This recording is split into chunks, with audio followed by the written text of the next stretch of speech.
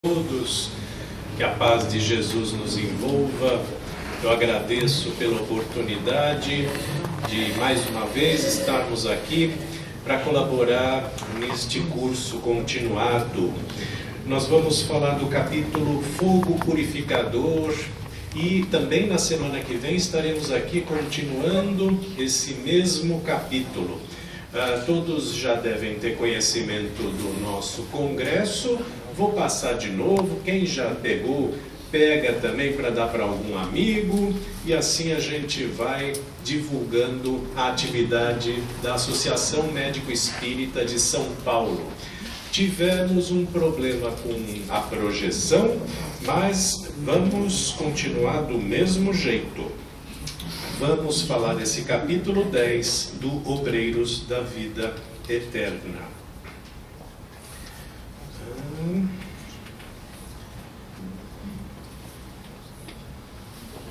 Esse livro, o Obreiros da Vida Eterna, é um livro que descreve como se dá a organização de missões espirituais. Nos traz informações sobre o umbral e alguns fenômenos que lá existem, como, por exemplo, o fogo purificador, que é o objeto do nosso encontro de hoje. O livro discorre sobre os métodos, as aplicações e as consequências das desencarnações providenciais, aquelas que são guiadas pelos espíritos superiores. No capítulo anterior, vocês devem ter visto, naquele capítulo 9, Louvor e Gratidão, que os encarnados em desdobramento espiritual pelo sono são recebidos na casa transitória para encontro com parentes desencarnados. E também a descrição de como um encarnado atuava como médium para que outro espírito mais elevado se comunicasse com o filho e com aquela assembleia. Então, o fenômeno de mediunidade acontece também no plano espiritual, porque existe uma escala de sutileza, de sintonia, de modo que nem mesmo os espíritos estão acessíveis a todos os espíritos. Mesmo no plano espiritual, existem algumas limitações de acesso. E agora, neste capítulo 10, nós vamos falar da atividade assistencial na zona inferior que necessita do fogo purificador. Vamos ver o que é isso. Na área externa, espíritos necessitados são recolhidos na casa transitória conforme a sua aura, que demonstra arrependimento sincero. Então, o fogo purificador vai servir como um elemento de defesa na área externa da casa transitória, e aqueles que na sua aura demonstram a sua transformação, o seu arrependimento, são acolhidos. O fogo purificador é descrito como uma descarga elétrica do átomo etérico para queimar resíduos miasmáticos mentais e limpar a atmosfera local, né? Então é um fenômeno da física da matéria sutil, do átomo etérico, né? Uma descarga elétrica desta matéria sutilizada, e tem essa finalidade de limpar a atmosfera de lá. E isso nos lembra aquela passagem de Lucas 12:49, em que Jesus fala assim: eu vim para lançar fogo sobre a terra, e como eu gostaria que ele já estivesse aceso, né? Então, talvez tenha uma relação com este fogo purificador, citado aqui nesse capítulo. Começando então o capítulo. O padre Hipólito, personagem que vocês já devem estar acompanhando dos outros encontros, ele fala para o André Luiz: as leis da matéria densa não são as que presidem aos fenômenos da matéria quintessenciada que nos serve de base, né? Essa matéria sutil tem fenômenos e leis que são diferentes da matéria física. O homem encarnado somente agora começa a perceber fatos científicos que, em nossa esfera, ensejam realizações quase inconcebíveis à mente humana. Quer dizer que um físico que desencarnar vai ter que reaprender a física do mundo espiritual, que tem diferenças, né? Já que ela tem as propriedades do fluido universal. Continua o padre Hipólito dizendo: nos círculos carnais somos prisioneiros do campo sensorial, que se comunicam com a vida infinita pelas estreitas janelas dos 5 sentidos. Nós, encarnados, até percebemos algumas coisas do mundo espiritual, mas pela limitação dos nossos 5 sentidos, praticamente somos prisioneiros disso, né?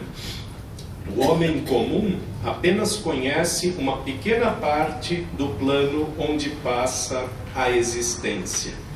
A visão e a audição permanecem excessivamente limitadas, né? Os médiums acabam usando os órgãos sensoriais do perispírito para conseguir perceber coisas do plano espiritual, mas nós percebemos uma pequena parte desse ambiente onde estamos por causa dos nossos 5 sentidos, que são bastante limitados. E aí ele dá um exemplo dessa limitação dos nossos sentidos. O padre Hipólito continua falando para o André Luiz: pelo olho material percebemos apenas as cores associadas às vibrações para as quais este aparelho possui capacidade de sintonia, né? A gente enxerga essa luz visível, mas tem luz ultravioleta, luz infravermelha que o nosso olho não consegue enxergar, né? Tanto que tem aqueles óculos de visão noturna que consegue captar essa luz que a gente não consegue enxergar, essa energia eletromagnética, e coloca numa imagem que a gente consegue ver, né? Aqueles aparelhos que conseguem captar essas ondas eletromagnéticas que o nosso olho não consegue. E ele fala: ocorre o mesmo com a audição. As ondas mais lentas ou mais rápidas escapam ao ser humano, né? Tem até aquele apito para cachorro, que só o cachorro escuta, a gente não escuta, sopra naquele apito, parece que não tem nada acontecendo, e o cachorro se altera porque ele consegue escutar. Então a gente está restrito a isso que a gente consegue acessar. A gente precisa ter conhecimento desta limitação para entender verdadeiramente o que é o universo. O padre Hipólito continua falando para o André Luiz: na zona de matéria densa há que obedecer às leis. Em nossa esfera, os trabalhos não podem ser vistos com a mesma deficiência que antigamente nos presidia às observações. A matéria e as leis em nosso plano permanecem bastante diferenciados, né? Então, de novo, reforçando que as propriedades da matéria sutil são diferentes das propriedades da matéria comum, ordinária, densa, essa com a qual nós estamos acostumados, né? Porque no plano espiritual existe tanto o perispírito quanto tudo aquilo que é construído no plano espiritual é matéria sutil, né? É uma forma de matéria com propriedades diferentes que a gente não consegue descrever ainda muito bem. E aí as considerações do André Luiz são as seguintes: não obstante a leveza da substância etérica, em comparação com os fluidos grosseiros dos corpos terrenos, havia um enorme esforço dos trabalhadores que articulavam diversos serviços atinentes à próxima modificação pela qual ia passar a casa transitória. Quer dizer, para nós, aqueles fluidos são sutis, etéricos, leves, mas para o espírito, tudo aquilo é pesado, tudo aquilo tem um esforço para mobilização, né? Depende de trabalho, depende de empenho e esforço, como nós temos que fazer esforço para levantar um objeto como este daqui. A tarefa que aqueles voluntários estavam se entregando exigia decisão e boa vontade, assombrando o ânimo mais forte. Então, o espírito percebe aquela matéria sutil como nós percebemos a nossa matéria normal. Então, se dá trabalho arrumar as cadeiras aqui desse auditório, também dá trabalho arrumar as cadeiras do auditório espiritual, quando os espíritos vão fazer uma reunião como essa. André Luiz continua falando: a utilização de recursos naquela casa de benemerência insulada em tão escura paisagem custava inauditos sacrifícios. Então, a casa transitória estava posicionada numa região atrasada, numa região muito pesada, né? E aquela utilização daqueles recursos era bastante custoso. A densidade da região influía nos serviços e os colaboradores despendiam atividades de gigantescas proporções. Aquela densidade piorava mais ainda, era mais sufocante, tudo era mais difícil ali, né? Talvez comparando com algum dia muito quente em que a gente tem dificuldade para trabalhar, tudo está mais pesado. Quando os trabalhadores da espiritualidade vão a essas zonas mais densas, mais perturbadas, o esforço que eles têm que fazer pela essa vibração de baixa ordem acaba sendo maior. Havia necessidade de empregar maior número de cooperadores nas defesas magnéticas, na preparação ativa do voo. Quer dizer, a casa transitória ia sair daquela região, tá? Ia se movimentar, ia ser realocada para outra região e tinha que se fazer uma defesa magnética, energética, contra ataques de espíritos menos esclarecidos. As faixas de defesa eram formadas de substância escura e emitiam forças elétricas de expulsão num raio de 5 metros de largura, circundando toda a casa. Essa é a descrição da defesa energética que eles tinham que empregar.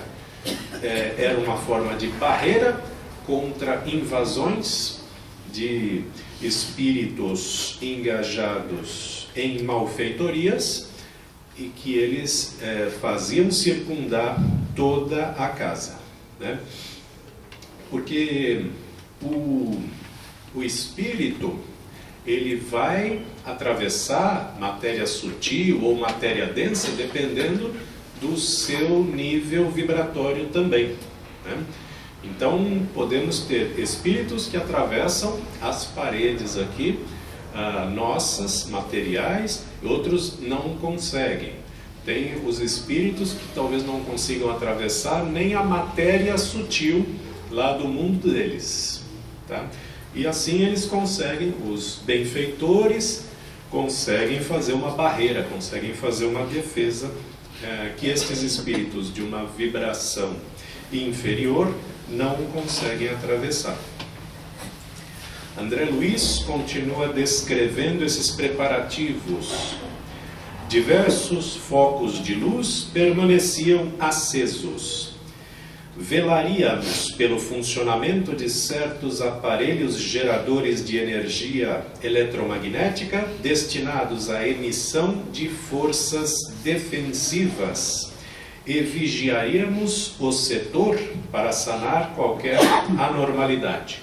Cada trabalhador estava com uma tarefa específica e foi dada ali para o André Luiz e para outros companheiros cuidar de uma espécie de gerador de energia lá do campo espiritual,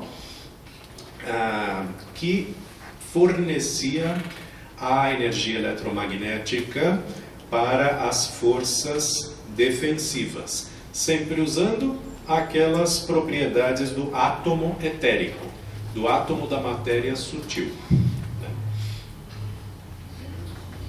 Aí Jerônimo, outro companheiro, veio e falou: temos determinação para receber todos os sofredores que se apresentarem renovados, facultando-lhes ingresso ao pátio interno.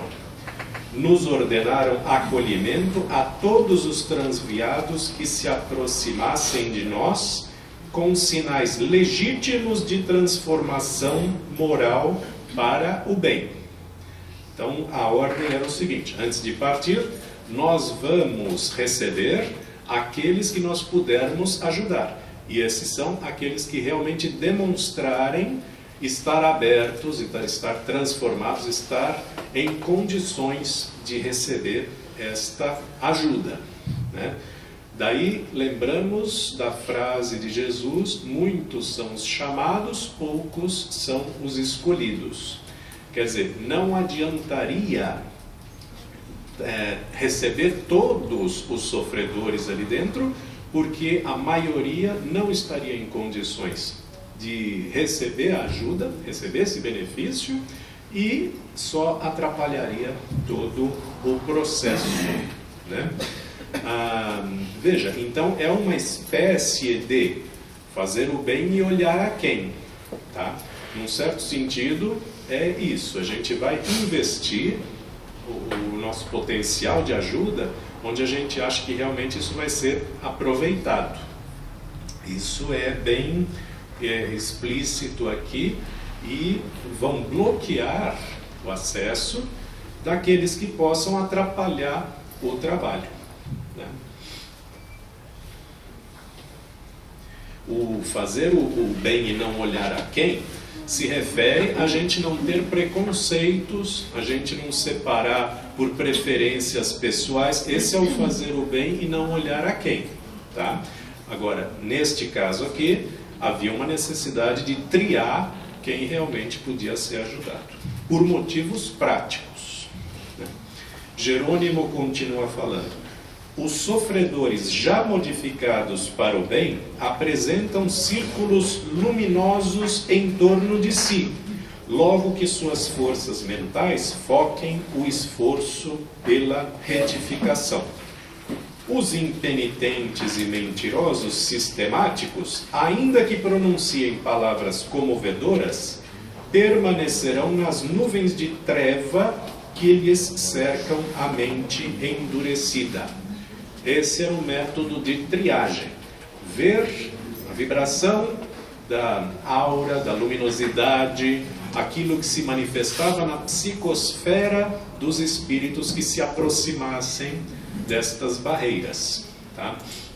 Isso ia denotar se realmente o que ele falava correspondia ao que ele manifestava internamente, né? Se ele chegasse e dissesse estar renovado, mas existisse fluidos negativos à sua volta, emanando das suas más intenções, ele não poderia ser admitido.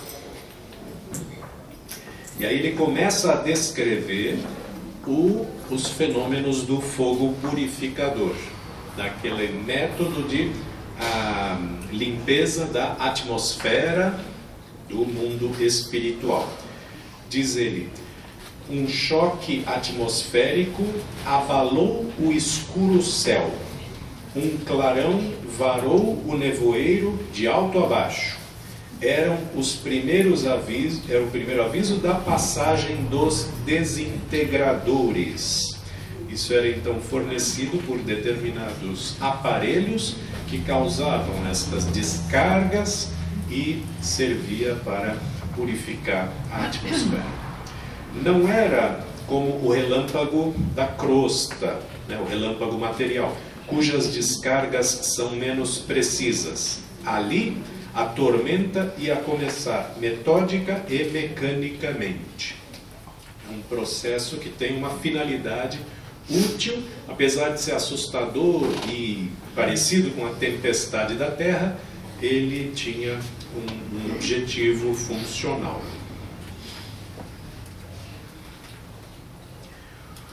O Instituto Socorrista deveria partir em 4 horas. Né? A casa transitória iria começar a se movimentar dali a algum tempo.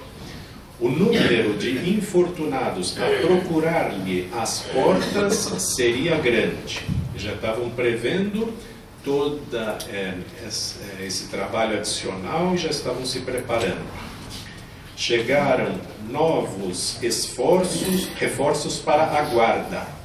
Todos os servos em trânsito na casa transitória foram chamados a cooperar na vigilância. Todos aqueles em condição tinham que trabalhar, né? Mesmo aqueles que só estavam estagiando, visitando, eram chamados também, porque era um momento muito delicado, onde massas de espíritos iriam procurar esta casa.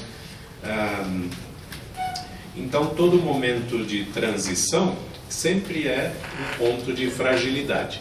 Isso fez com que os trabalhadores da casa transitória trabalhassem em dobro. André Luiz continua a descrição do processo. Novo trovão ribombou. O fogo riscou em diversas direções, muito longe ainda, como a notificar-nos de sua aproximação gradativa.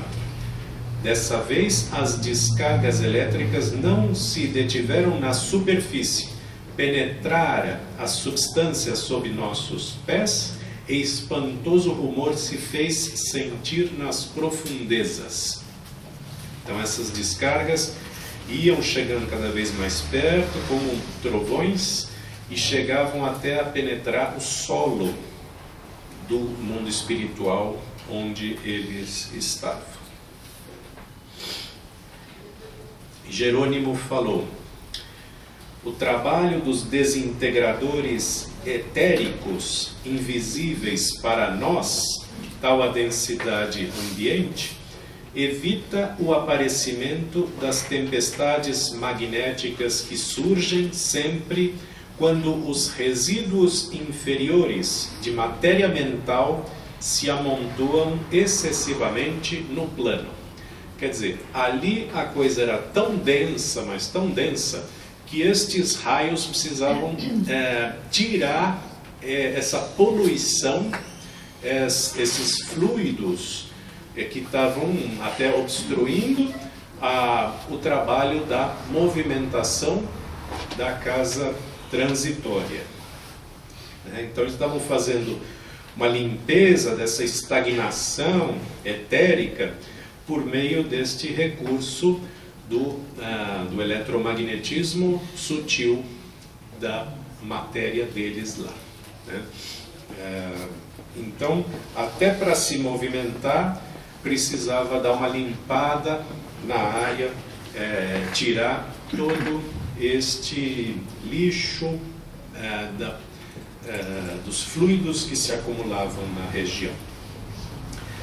A casa transitória de Fabiano entrou em fase anormal de trabalho. Aparelhos de comunicação avisavam peregrinos da espiritualidade superior para não se aproximarem da zona sob regime de limpeza.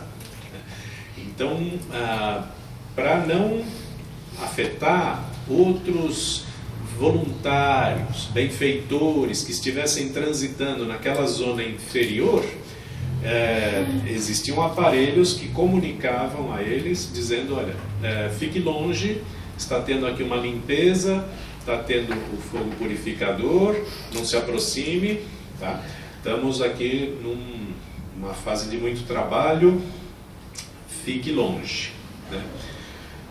De modo a perturbar o menos possível outros funcionamentos do ambiente, de modo que fizesse o seu papel, esse fogo purificador, sem acabar trazendo algum efeito deletério também. Outros ribombos ameaçadores despejavam fogo na superfície e energias revolventes no interior do solo. Dilatavam-se fogueiras enormes em direções diversas e raios fulgurantes eram despejados do céu metodicamente. Tudo isso com aparelhos que eram externos, não eram ali da casa transitória, mas aparelhos geradores que faziam essa energia produzir estes fenômenos, semelhante a fogo, a trovão, e com raios que faziam barulho audível para os espíritos, né? E chegava até a penetrar no solo, tamanha a intensidade do fenômeno, né? Em alguns pontos a gente lê aqui matéria quintessenciada, né? O que é a quintessência? A quintessência é um empréstimo, né, daquele termo, o quinto elemento, a quinta essência, que era dos gregos antigos, né, porque eles falavam terra, fogo, água, ar, e tinha um quinto elemento, um éter, alguma coisa sutil, uma coisa que não era palpável, alguma coisa etérica, né? Então, quando a gente vê quintessência ou matéria quintessenciada, se refere a isso, alguma coisa que esteve sempre presente em várias culturas, em várias partes do mundo, o conceito de que existe alguma coisa que a gente não consegue tocar, não consegue enxergar, não consegue acessar, mas que existe e que serve para alguma coisa. Ouvíamos a ensurdecedora algazarra de multidões que se aproximavam. Ondas maciças de sofredores aterrados começavam a alcançar as defesas. Então, estes sofredores queriam entrar a todo custo ali no ambiente da casa transitória. E eles eram barrados pelas defesas da casa transitória, e estes indivíduos acabavam ficando encurralados entre essas defesas da casa e as descargas que começavam a surgir para purificar estes miasmas, né? Isso nos lembra também uma frase de Jesus que falou: eis que vos envio como cordeiros ao meio de lobos.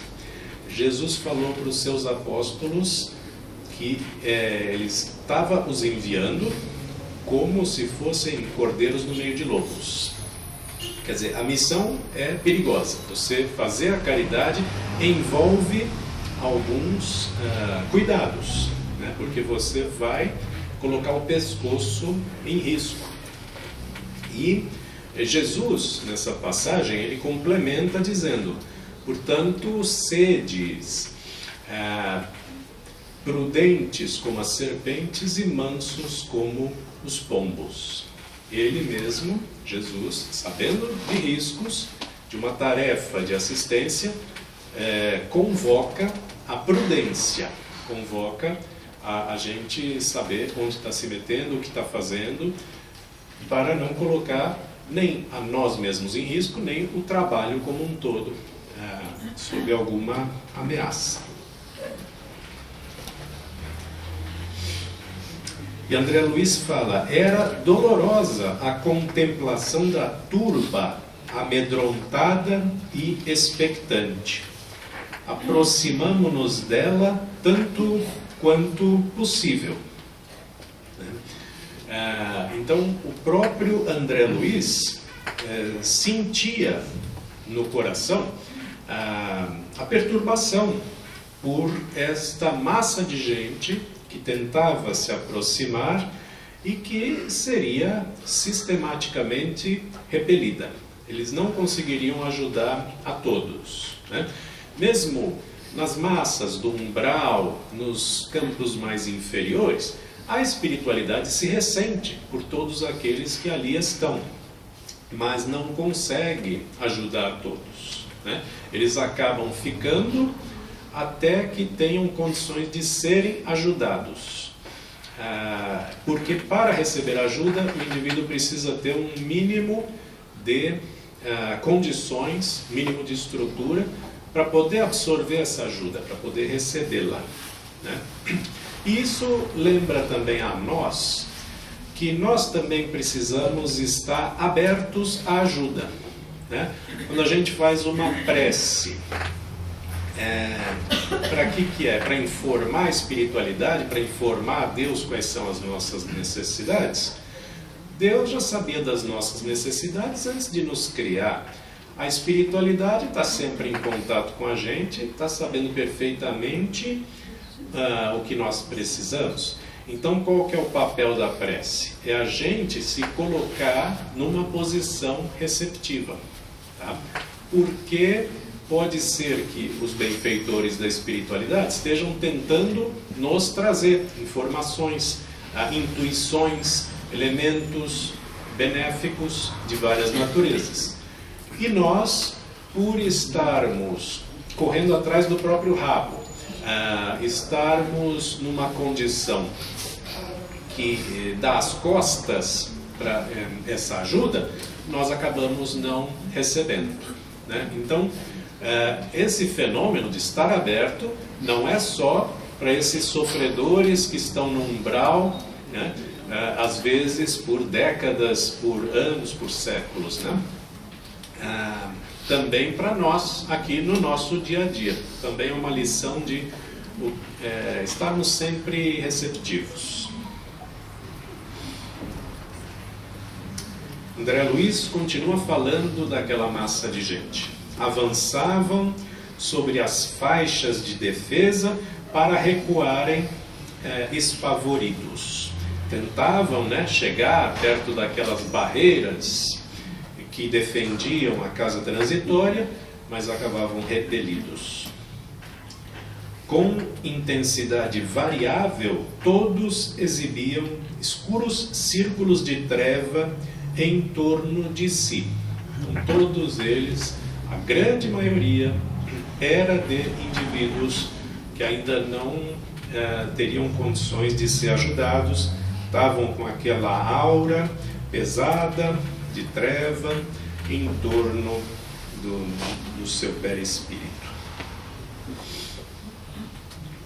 E André Luiz até conta o seguinte: um deles me provocara revolta na véspera.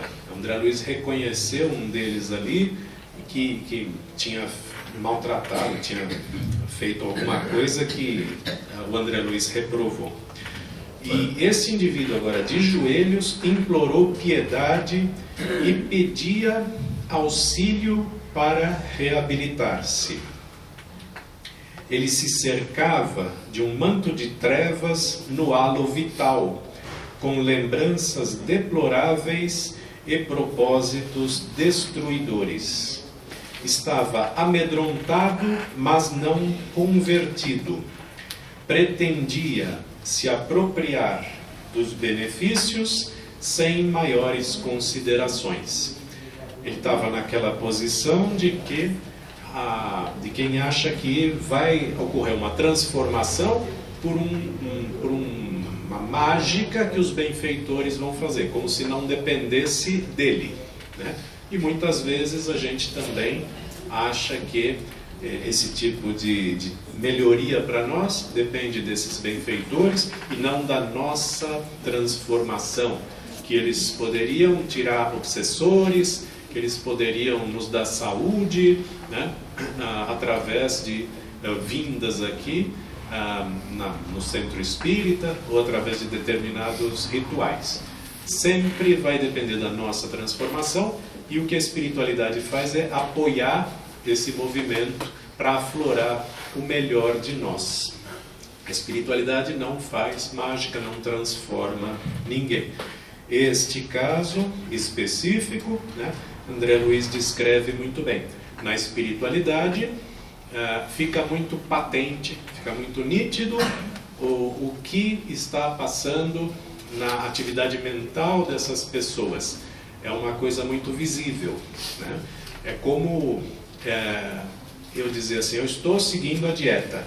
Aí aqui na minha roupa tem migalha, tem molho de tomate, tem migalha de bolo, e alguém vai olhar e falar, olha, não está, desculpa, não está, né? Então lá na espiritualidade é a mesma coisa. A pessoa fala, estou pronto, quero me arrepender, eu quero me beneficiar do que vocês têm aí dentro. E aí eles olham, vem aquela escuridão toda e falam, não é assim, né? Então, lembra também uma outra frase de Jesus. Jesus falou para não jogarmos pérolas aos porcos e não darmos o que é sagrado aos cães. Então, a nossa ajuda, o nosso empenho, precisa ter um direcionamento, precisa ter um fruto. A gente precisa saber que estamos investindo nossa energia, nossa caridade de um modo correto. Estamos realmente fazendo aquilo que a gente deve fazer. Tá? Senão, a gente acaba desperdiçando recursos preciosos. Então, tem gente que não vai conseguir aproveitar, com certeza. Então, Jesus compara a jogar pérolas aos porcos, né? Os porcos não vão conseguir aproveitar as pérolas e os cães não vão conseguir aproveitar o que é sagrado. Da mesma forma, a gente vai com muita dor no coração, às vezes vendo o sofrimento, assistindo a isso impotentes. A gente precisa se resignar de que tudo tem o seu tempo e de que a transformação depende daquele que está pedindo o auxílio. E essa foi uma primeira parte deste capítulo Fogo Purificador. Tem mais uma parte que nós vamos discutir na semana que vem. Na próxima semana, nós vamos ver como os espíritos já modificados para o bem são acolhidos e são tratados na casa transitória, né? E como que eles reconhecem esses espíritos já modificados no meio daquela massa de sofredores. Vamos ver também na próxima semana que hordas ferozes estavam se multiplicando, querendo invadir o abrigo. Quanto mais perto chegava a hora da casa transitória partir, maior o número de indivíduos que corriam para lá. E vamos ver também no próximo encontro como as emissões mentais dos cooperadores ajudaram na subida do Instituto. Essa movimentação da casa transitória dependeu de um esforço de mentalização e de energização de todos os cooperadores que estavam ali dentro, né? E assim a gente encerra esta primeira parte e estou aqui à disposição. Vocês continuam a fazer perguntas.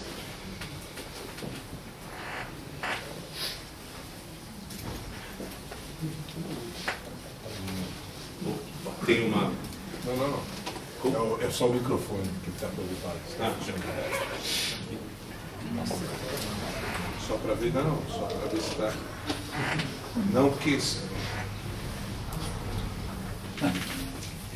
Metas. Ah, não. Hoje está Olha, tudo...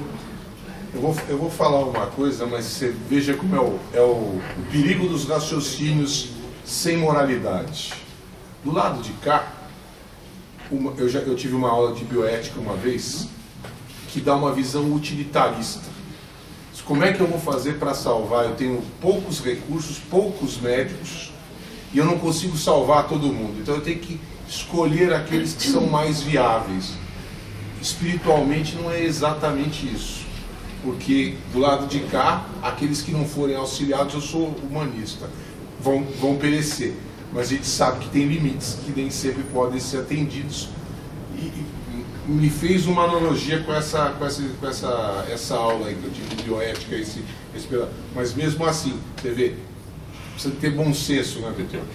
A gente lembra até cenas de navios negreiros em que eles falavam, esse aqui está doente, não dá comida para ele, né? Lá no navio negro, não é viável, então já vai morrer daqui a pouco, então já deixa assim. E aí a gente fala, puxa, que coisa, né? Fazer escolhas assim, ver quem nós vamos ajudar, quem não vamos, só com essa função utilitarista. Mas não é só essa coisa da viabilidade ou de quero o retorno do meu investimento, né? Não vou investir onde eu acho que não vai dar certo. É mais no sentido de que a transformação tem que vir da própria pessoa. Porque se formos comparar, nós todos encarnados aqui somos um bando de sofredores. Temos benfeitores ali do outro lado que poderiam estar vindo aqui se apresentando diretamente, somos aqui os espíritos, estamos trazendo todos os recursos que vocês precisam. Por que não fazem isto? Porque nós é que precisamos desenvolver esta evolução, né? Essa é a grande função da encarnação. A gente também se virar um pouco, se mexer e tentar buscar o nosso aperfeiçoamento, mesmo à custa de algum sofrimento temporário diante da eternidade, né? Então é a mesma coisa nesse sentido. Vai deixar ele sofrendo, né? Bom, os benfeitores estão deixando a gente sofrendo aqui, né? O mesmo raciocínio. Os pais da Terra têm que fazer isso também. Como os pais que recusam aos filhos aquilo que acaba sendo prejudicial a eles, né? É questão de desenvolvimento. Nós aqui somos 7 bilhões de encarnados e já ouvi em algum lugar 20 bilhões de desencarnados. Então, nós somos um time de 27 bilhões de coautores desse projeto Humanidade, né? E somos todos coautores. Tem alguns coautores que estão trabalhando menos, tem uns que estão trabalhando em dobro, mas é um projeto de longo prazo, né? E que em algum momento vai mostrar o resultado. Em algum momento todos vão despertar, todos vão conhecer o seu papel de coautores nesse projeto, e aí a coisa deslancha de um outro jeito, num outro ritmo, né? Aí chama mundo de regeneração, né? Por enquanto temos os sofrimentos temporários e às vezes a gente precisa reconhecer a nossa impotência, lidar com isso e aguardar, lembrar que tudo tem o momento certo. Muito bom. Temos algum outro comentário? Alguma pergunta? Se não tivermos, eu agradeço pela atenção e vamos liberar para a segunda parte deste encontro. Graças a Deus, graças a Jesus.